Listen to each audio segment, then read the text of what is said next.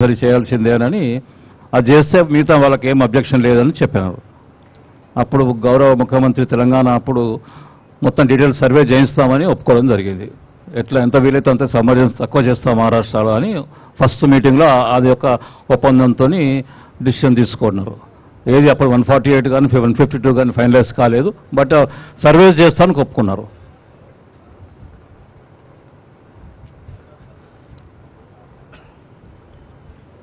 నీటి అవైలబిలిటీ గురించి సిడబ్ల్యూసీ వాళ్ళు చెప్పిన లెక్కల ప్రకారం 165 టీఎంసీలు 78% డిపెండబిలిటీతో ఉంటుంది అని చెప్పారు. కానీ దాంట్లో కూడా 63 టీఎంసీలు పైన వాడుకొని వాటర్ ఉన్నది. పైన ప్రాజెక్ట్స్ అంటే ఛత్తీస్గఢ్ మెయిన్లీ వాళ్ళు ఇంకా వాడకంలోకి రాని వాటర్ ఉంటుంది కాబట్టి అది కలుపుకుంటేనే 165 టీఎంసీలు ఉంటుంది అన్నారు.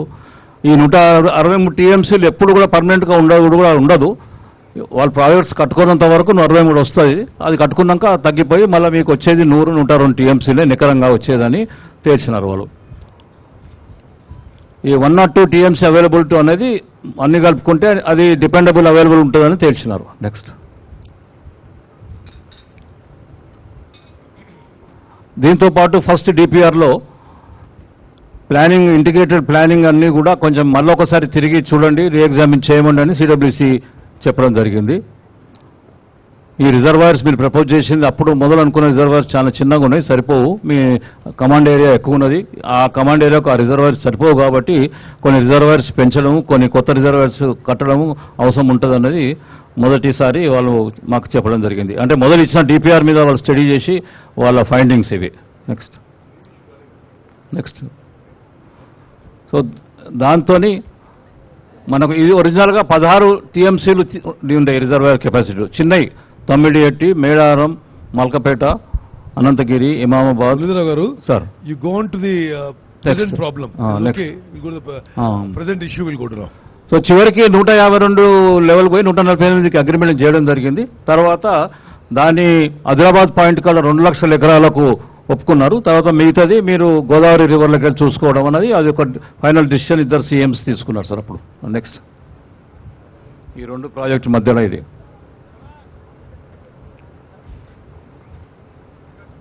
నెక్స్ట్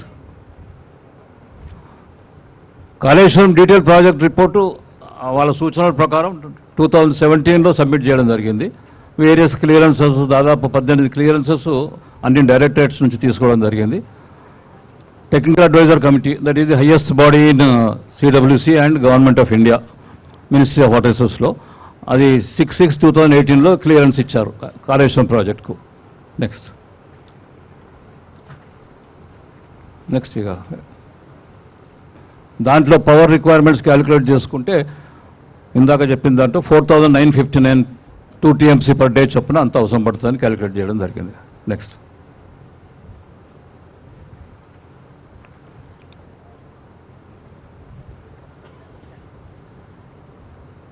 ఈ దీంట్లో గోదావరి నుంచి మనకు సోర్స్ పాయింట్ గోదావరి నుంచి సార్, కానీ అక్కడ నుండి మనకు మెయిన్ ఇష్యూ ఏంటంటే ట్రాన్స్ఫర్ ఆఫ్ వాటర్ టు ఎల్లంపల్లికి ట్రాన్స్ఫర్ అయిపోతే that is the common point. ఒరిజినల్గా ప్రాణహిత సేవల ప్రాజెక్టులో అనుకున్న కామన్ పాయింట్ ఇప్పుడు కాళేశ్వరం నుంచి తీసుకుపోయే కామన్ పాయింట్ ఎల్లంపల్లి. సో ఆ ఎల్లంపల్లికి తీసుకుపోవాలంటే గోదావరి రివర్ మీద సింగిల్ లిఫ్ట్ వేస్తే మొత్తం పైప్ లైన్తో తీసుకుపోవాల్సిన అవసరం పడుతుండే. పైప్ లైన్ రిజర్వ్ ఫారెస్ట్ అది చాలా డిఫికల్ట్ టాస్క్, చాలా కాస్ట్లీ ప్రాసెస్ అని 3 బ్యారేజీలు ప్లాన్ చేస్తే అప్పుడు ఏంటంటే ఆ రివర్లోనే స్టోరేజ్ వాడుకుంటూ 3 బ్యారేజీలు ఒక స్టెప్ బై స్టెప్ డైవర్ట్ చేసుకుంటూ ఎల్లంపల్లికి పోవచ్చు అనేది ఒరిజినల్ ప్లాన్. ఇది 3 బ్యారేజీల యొక్క బ్యాక్గ్రౌండ్ ఇది sir planning. Medigadda, Annaram, Sundilla last barrage and from there Yellampalli. ఆ ఎల్లంపల్లికి వచ్చినాక ఇది కామన్ పాయింట్, ఫస్ట్ స్కీమ్ కానీ ఇప్పుడు కానీ అది కామన్ పాయింట్. నెక్స్ట్ ఈ 3 బ్యారేజీలకు మనం ప్లాన్ చేసినట్టు ఎక్స్పెండిచర్స్ దాదాపు 7,500 కోట్లు, మేడిగడ్డకు 3,600 కోట్లు, అన్నారంకు 2,228 కోట్లు, సుందిళ్లకు 1,662 కోట్లు. ఈ 3 కాస్ట్లు ఈ విధంగా ఎక్స్పెండిచర్స్ ప్లాన్ అయింది. ఎక్స్పెండిచర్ అయింది కూడా barrage cost only for completion of barrage. ఇంకా కొంచెం ఫినిషింగ్ ఐటమ్స్ ఉన్నాయి కానీ this is the main cost of the barrage. Pumping separate. Next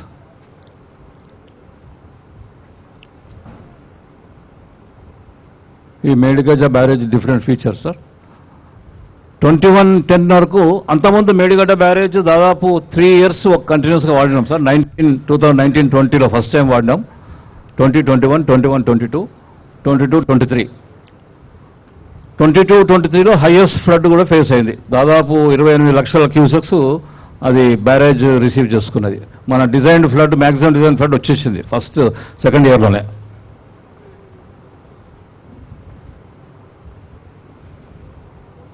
తారీఖు నాడు ఫస్ట్ డ్యామేజెస్ అంటే కనపడలేదు కానీ సౌండ్ మొత్తం మొదలు 21st నాడు లార్జ్ సౌండ్, చాలా పెద్ద బాంబు పలిగినట్టు సౌండ్ రావడం జరిగింది. అక్కడ ఫస్ట్ సెటిల్మెంట్ సింకింగ్ అప్పుడు జరిగిందన్నది మా అంచనా. చేసినప్పుడు 20 పియర్ మధ్యలో ఉన్న పియర్ మెయిన్ సింక్ సెటిల్ అయింది. దానికి అటువైపు ఇటువైపు కూడా కొంచెం సెటిల్ అయినాయి.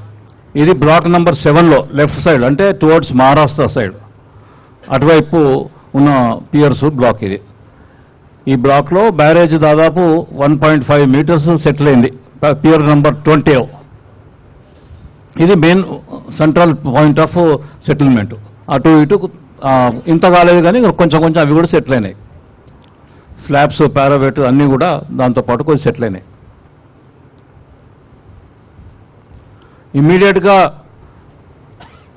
అక్కడనే కొందరు చూసినారు జనాలు. అప్పుడే అంత గందరగోళం అయిపోయిండే. అప్పుడే చిన్న ప్రెస్ కాన్ఫరెన్స్ పెట్టి మా డిపార్ట్మెంట్ వాళ్ళు, L&T వాళ్ళు అన్నీ కూడా ఆ డీటెయిల్స్ వివరాలు చెప్పడం జరిగింది.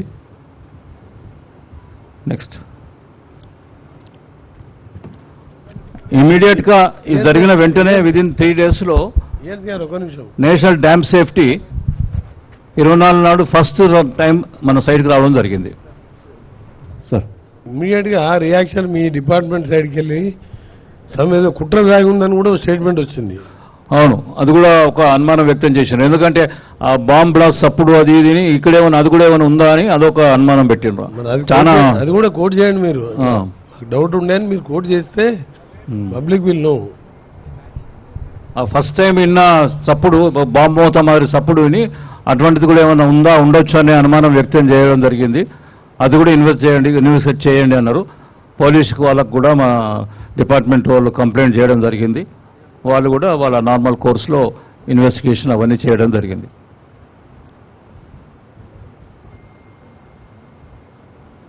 ట్వంటీ 24th నాడు నేషనల్ డ్యామ్ సేఫ్టీ ఆర్గనైజేషన్ వాళ్ళు ఫస్ట్ టైం వచ్చారు. వాళ్ళు ఎగ్జామినేషన్ కొరకు వాళ్ళంతా వచ్చి ఇక్కడ హైదరాబాద్లో అంతా కూడా డిస్కషన్ జరిపి అన్ని ఫస్ట్ హ్యాండ్ చూసుకొని వాళ్ళు ఏమి డీటెయిల్గా ఏం చెప్పలేదు కానీ ఆబ్వియస్లీగా ఏదో ఫౌండేషన్స్ ప్రాబ్లం ఉండొచ్చు అన్నట్టు ఎక్స్ప్రెస్ చేసినారు.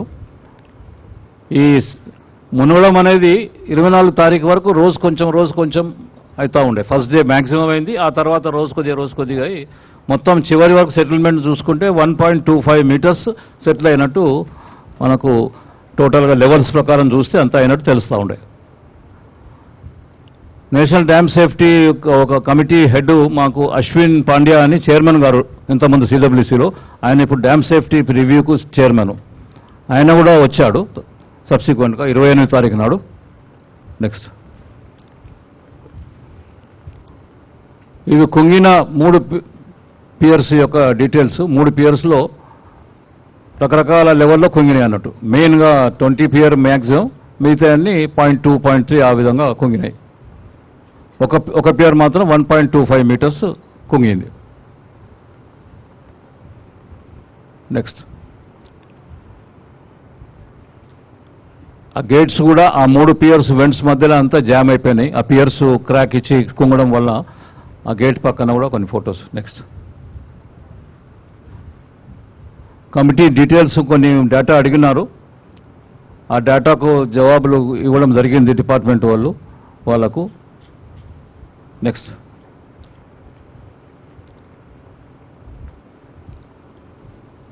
వాళ్ళు అడుగుతూ ఈ మధ్యలో మాకును నేషనల్ డ్యామ్ సేఫ్టీ ఏజెన్సీ వాళ్ళకు కరెస్పాండెన్స్ నడుస్తున్నది. ఈ కరెస్పాండెన్స్ వాళ్ళు అడిగిన ఇష్యూస్ అన్నిటికీ మేము డీటెయిల్స్ ఇవ్వడం జరిగింది. మా డిపార్ట్మెంట్ వాళ్ళం వేరియస్ పాయింట్స్ ఉన్నాయి.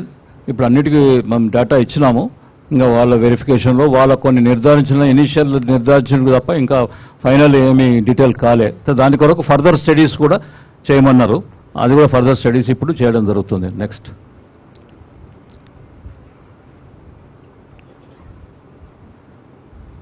గ్యాంట్రీ క్రేను, దాని అది పోయే రేలు అవన్నీ కూడా క్రాక్ అయ్యి కొంచెం సెటిల్ అయినాయి. 3 వెంట్స్లో మాత్రం సెటిల్ అయినాయి బాగా. ఆ గేట్స్ కూడా ఇప్పుడు వాడే పరిస్థితి లేదు.